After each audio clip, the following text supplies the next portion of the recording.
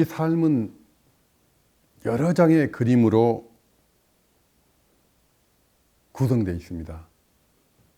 어릴 때, 또 학교 다닐 때, 또 직장 생활하면서, 또 지금 현재, 그리고 앞으로 미래, 이런 것들이요, 다 그림으로 되어 있어요. 근데 그 그림들이 바로 나거든요. 그 그림들이 바로 나예요. 근데 그 삶의 그림들을 이미 그려진 그림도 있지만은 이제 앞으로 그리는 사람 누구냐 그러면 나예요. 그 삶의 그림을 우리는 이미 그렸기도 하지만 이제 앞으로 이제 그려 나갈 거거든요. 그러면 지금 나는 이제 어떤 그림을 그릴 것인가? 이게 굉장히 중요하거든요. 근데 지금 이제 보면은 그 사람들이 그림을 그리려고 안 해요. 우리가 잘 살려면 일을 열심히 해야 된다고 그러잖아요. 그래서 이제 뭐 시체 말로 쇠 빠지게 일만 열심히 하면서 돈을 모으는 사람들이 있잖아요. 근데 그런 일은 사실은 낮은 단계의 일이에요. 그것보다도 더 중요한 일은 우리가 안 하고 있어요. 그게 뭐냐면 미래의 삶을 그리는 거예요. 미래의 삶을 그리는 게 가장 중요한 일인데 미래의 삶에 대한 그림은 전혀 그리지 않고 지금 하고 있는 일, 뭐 열심히 하는 것, 돈 버는 일만 열심히 하고 있는 거예요. 미래의 삶을 그리면은 그 그림대로 삶이 되거든요.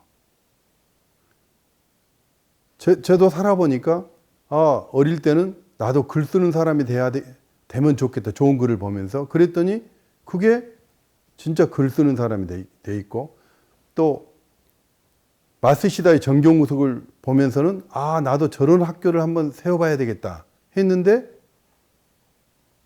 지금 여러 가지 아카데미라든지 진짜 삶과 관련된 그런 일을 하고 있고 또 공연을 보면서 나도 저런 공연을 만들어 봐야 되겠다 했더니 오페라, 베토벤도 지금 만들고 모차르트의 마술피리도 이렇게 제가 음악과 미술을 모르는 사람이 만들어서 연출도 해보고 그러거든요.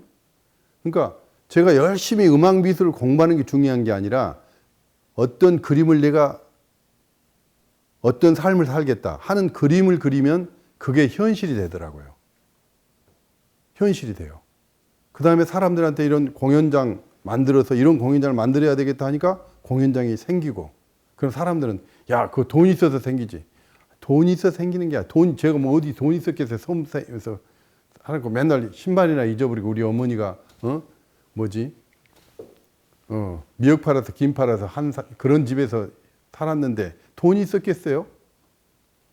근데 그런 그림을 그리면 그런 그림들이 현실이 된다는 거. 근데 그 일을 제일 많이 해야 돼. 워크. 그림을 해야 되는데 가치 있는 그림을 그려야 되는데 가치 있는 그림은 안 그리고 일만 열심히 하는 거야. 그게 잘 사는 길인 줄 알아요.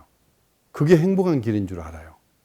그래서 그런 거보다도 그리고 또 그림 그리러 가면 맨 노는 그림 있잖아요. 골프 치는 그림. 내가 골프 치고 내가 그다음에 좋은 외제차 타고 이런 그림을 그리잖아요. 근데 그려봐야 그거 그런 그림보다도 베토벤처럼 말이지 세상 사람들한테 아름다운 음악을 내가 들려줘야 되겠다.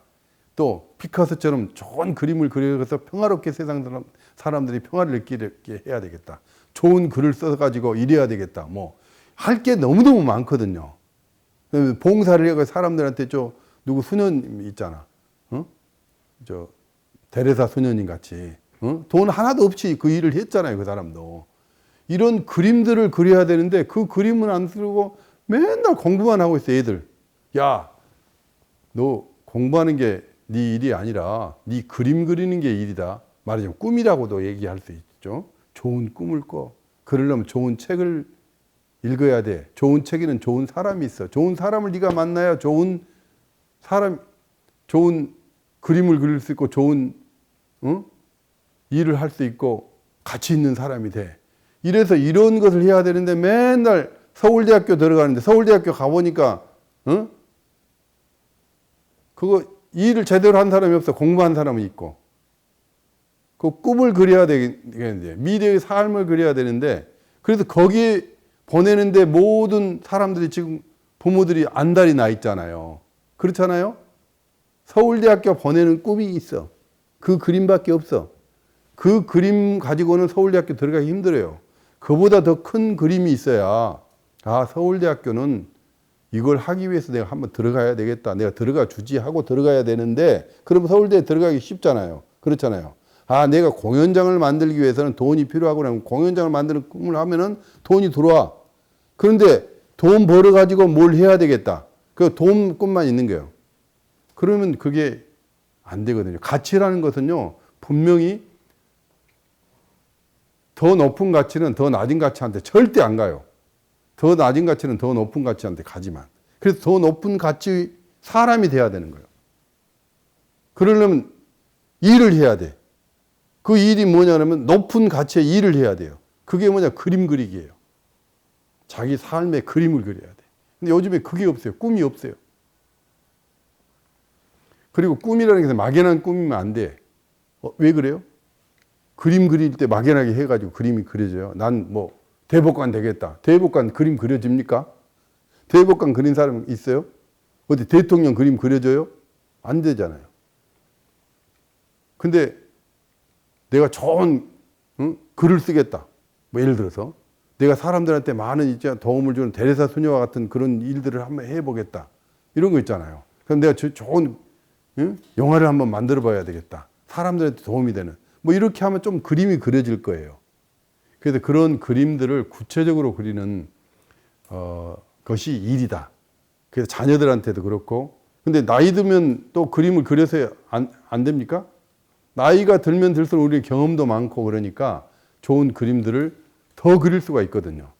진짜 근원적인 그림들. 또 죽음도 가깝잖아요. 그러니까 죽기 전에 우리가 정말 그려야 될 그림이 뭔가, 내 삶의 그림이 어떤 것인가, 이런 것을 좀 했으면 좋지 않을까 생각을 합니다. 저는 이제 대학 시절에 그 법대에 들어갔지만 법을 이렇게 열심히 공부를 못했어요. 왜냐하면 그때는 그 사회적으로 너무 그 빈부격차 이런 문제들도 많이 있었고, 또 지역적으로도 이렇게 그 어떤 차이 같은 거 이런 것들도 많이 있었고, 그러니까 대학 시절에 보면은 그런 것들 고민이 많이 되더라고요. 어떻게 어려운 사람들이 잘 살 수 있을까. 그다음에 이제 부정부패 같은 것도 많다고 막 그렇게 하고 참 힘든 시기였잖아요.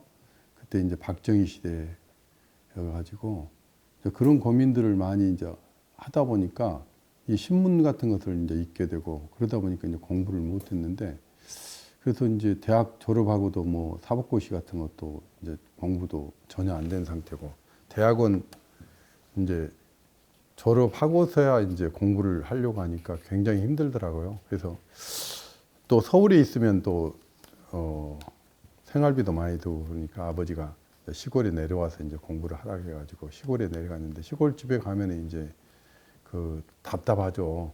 왜냐하면 여기 서울에는 그래도 친구들도 있고 뭐 사람들하고 얘기할 사람도 있는데 혼자서 있다 보니까. 근데 하루는 이제 책을 보면은 얼마나 답답해요. 뭐 하루인데 봐집니까? 그다음에 법학책을 보니까 너무너무 어렵더라고요. 공부 안 하다 하니까. 그래서 금방 읽으면 또 기억력도 없는 데다 금방 잊어버리고. 그래서 절망감이 들었어요. 정말 나는 멍청한 사람이구나, 이런 생각이 들고. 그런데 어느 날 우연히 어떤 책이 있어서 집어들었어요. 근데 그 책에는 딱 간단하게 이런 글이 있더라고요. 사람이 추구하는 가치가 두 가지 종류가 있대요. 하나는 경쟁 가치, 하나는 비경쟁 가치가 있다. 뭐 이전 정도예요. 그러니까 가치의 분류에 이렇게 나와 있는데, 뭐 물질 가치, 정신 가치 이런 거 많이 있지 않습니까? 근데 경쟁 가치, 비경쟁 가치, 비경쟁 가치라는 말은 처음 들어봤단 말이에요. 근데 그거를 보니까 나는 지금 경쟁 가치 속에서 이렇게 살고 있더라고. 왜냐하면 친구들은 지금 뭐 사법고시도 해가지고 수석 합격도 하고 또 최연소 합격도 하고 뭐 그다음에 신문에도 나오고 그다음에 군 법무관도 가고 그러는데, 그 친구들 만나면 그 친구들은 그래도 나 같은 사람 보면 뭐 1차 시험도 합격 못한 사람인데 뭐 가치 있게 보겠어요? 이런 생각하고 또 내가 시험에 합격하더라도 그 친구들 이미 또 검사 판사 돼가지고 내가 항상 그 친구들 뒤따라가야 될 그런 입장이잖아요. 그러니까 공부를 해도 공부가 재미있었겠어요? 아, 나는 뒤처진 인생밖에 안 되잖아요. 이제 그게 바로 경쟁 가치를 추구하기 때문에 아, 내가 이렇게 작아져 있구나 이런 생각이 들었어요. 근데 그 글을 보니까 비경쟁 가치가 있겠더라고요. 비경쟁 가치. 경쟁 가치는 내가 1등하면 저는 못 하잖아요. 근데 저 사람이 1등을 하면 내가 못 하잖아요. 그잖아요. 근데 비경쟁 가치는 생각하면 내가 해도 너도 할 수 있고 너희가 해도 내가 가질 수 있는 거예요. 내가 사랑을 저 친구를 한다. 그럼 저 친구도 나를 사랑할 수 있잖아요. 그죠? 내가 순수하다. 그럼 저 사람 순수할 수 있잖아요.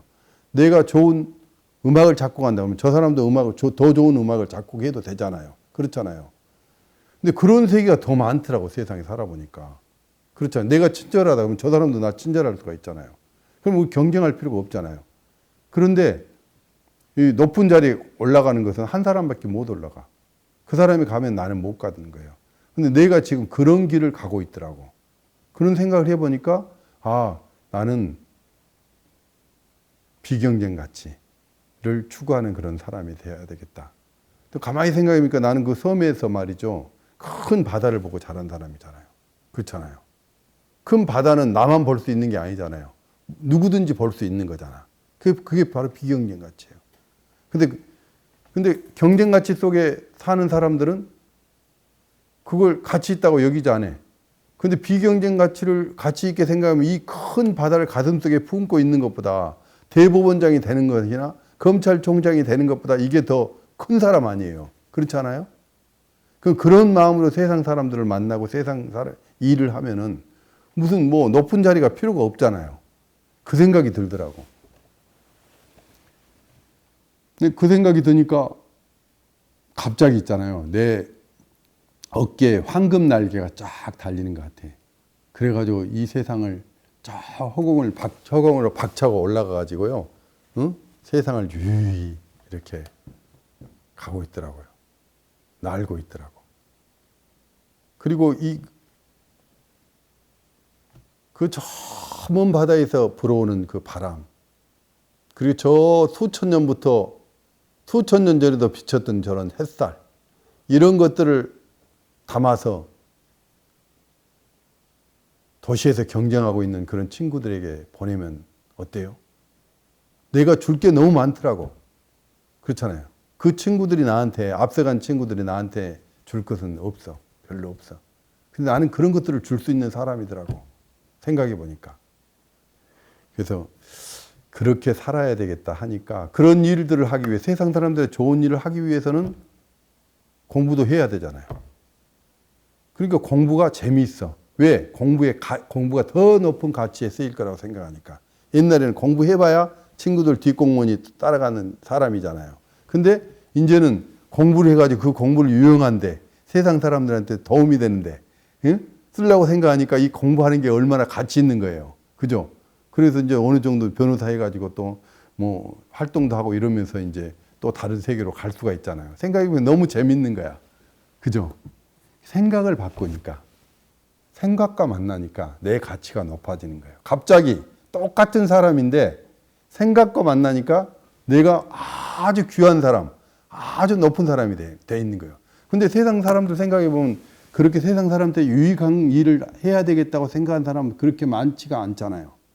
그러니까 내가 아주 귀한 사람이 돼버리죠.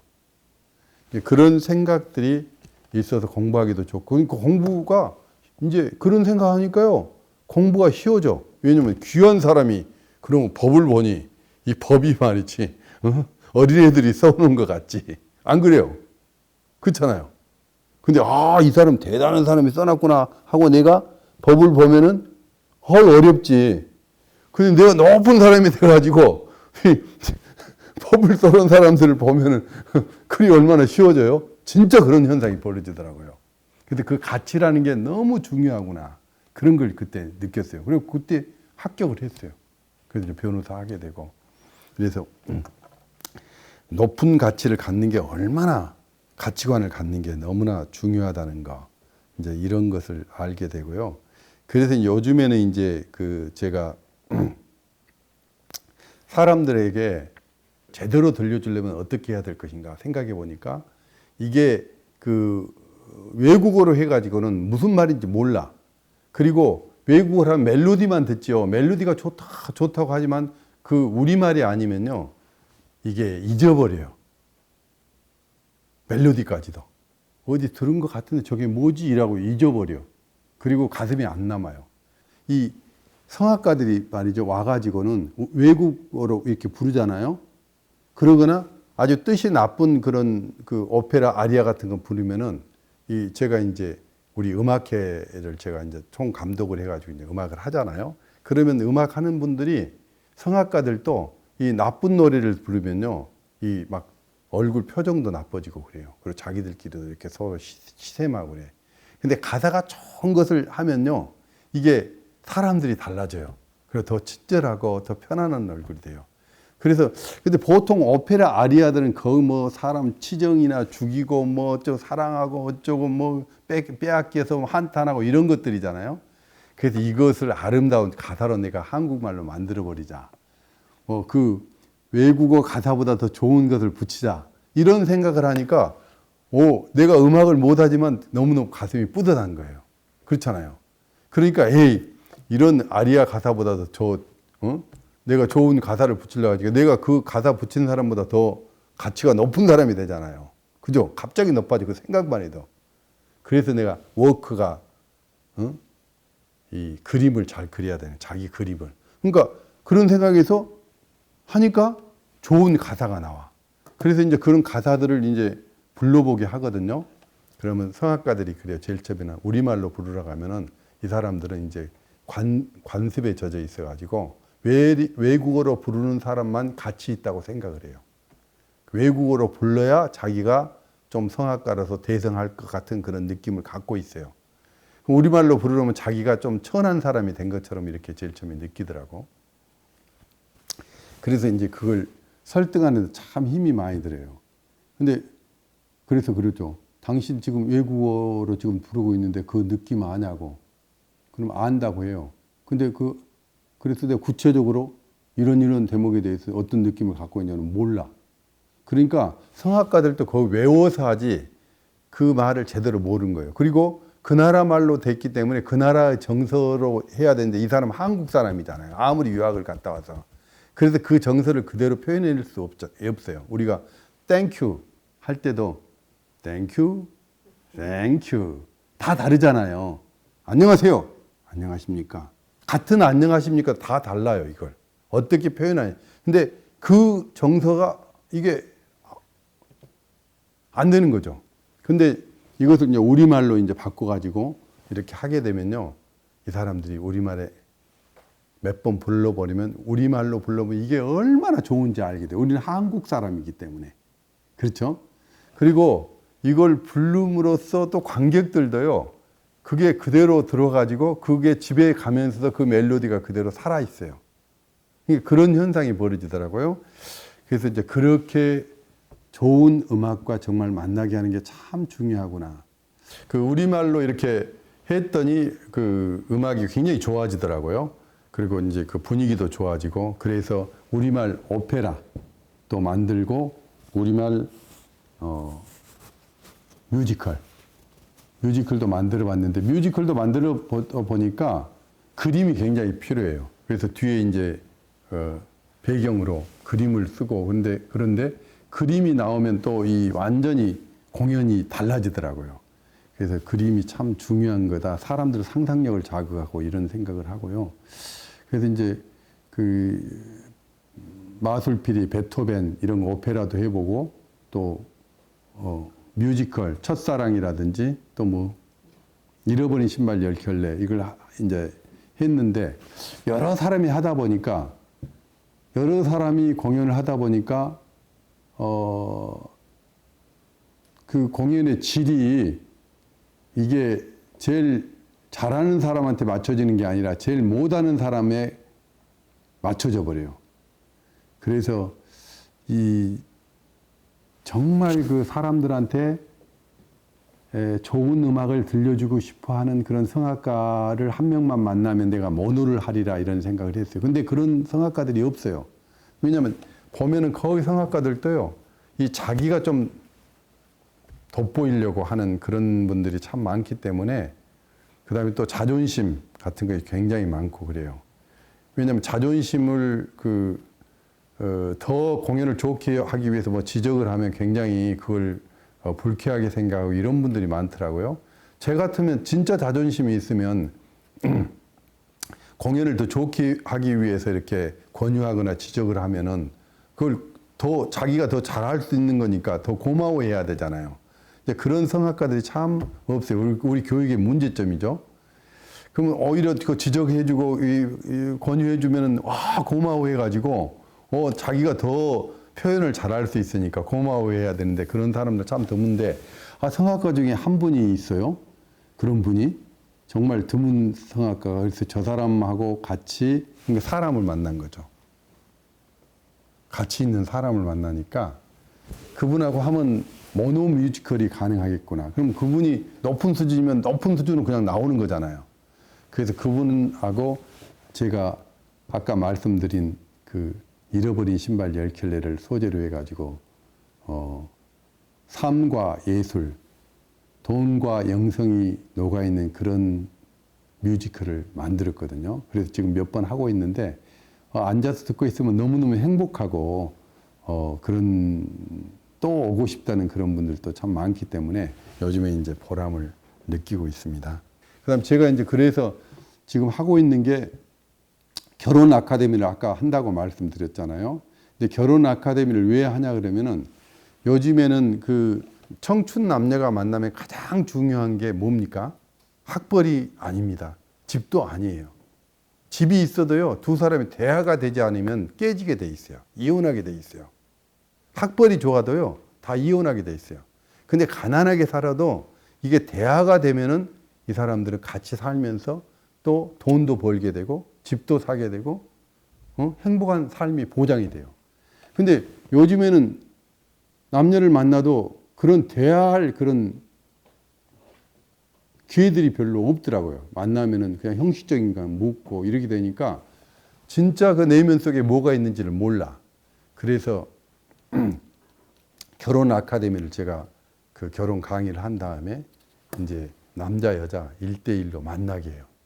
만나게 해가지고 둘이서 이제 대화를 하고 또 A가 B를 만나고 또 C도 만나고 이렇게 쭉 해가지고 또 B는 여자 B는 또 A 남자 B 남자 C 남자 이렇게 하면서 많은 대화를 하겠는데, 그때 대화의 소재가 뭐냐면은 그림이에요. 같은 그림을 보고 그 그림에서 자기 얘기를 하게 하는 거죠. 어떤 사람은 지식을 늘어놓을 거고 어떤 사람은 순수한 그 마음을 늘어놓을 거고 그 그림에서 본 진실을 얘기하는 사람들이 있을 거고. 그러니까 사람을 만나는 게 가장 중요한데 요즘 결혼도 이제 사람을 만나는 것보다도 돈이나 학벌이나 뭐 집이나 이런 것과 만나려고 하니까, 어떻게 보면 편안함과 만나려고 하니까 그 사람의 진실만 만나면, 진짜 사람만 만나면은 저기서 돈도 쏟아지고 또 삶도 쏟아지고 모든 게 쏟아지는데, 사람을 만나려고 하지 않고 사람의 진실을 만나려고 하지 않고 그 외부 것을 만나려고 하니까 이 결혼이 굉장히 힘들잖아요. 그래서 이 사람을 만나는 것은 대화가 된다는 거거든요. 사람을 만나서 뭐 합니까? 대화를 하거든요. 대화가 되면 진짜 사람을 만나는 거거든요. 그냥 뭐 쓸데없는 얘기하고 헤어지면 그 사람 만난 게 아니고, 그 대화한 게 아니고 그냥 소리만 왔다 갔다 하는 거고요. 대화라는 것은 진실이 왔다 갔다 하는 거잖아요.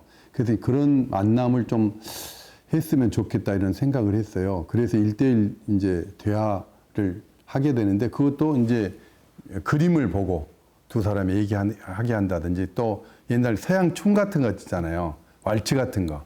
이런 걸 추게 하면서 서로 이렇게 느낌도 이렇게 교환하게 하고 이런 것들을 이제 시도하고 있는데, 저는 결혼이 굉장히 중요한데 사람들이 지금 결혼보다도 더 돈 많이 벌고 직장에서 승진하고 이런 걸 더 중시하기 때문에 이 사람을 만나지 못하고, 결국 삶이라는 것은 사람과 만남인데 사람 만나는 것은 죄하고는 이렇게 살고 있어요. 그래서 결혼을 지금 안 하고 있는 게 그게 굉장히 가슴 아픈 일이죠.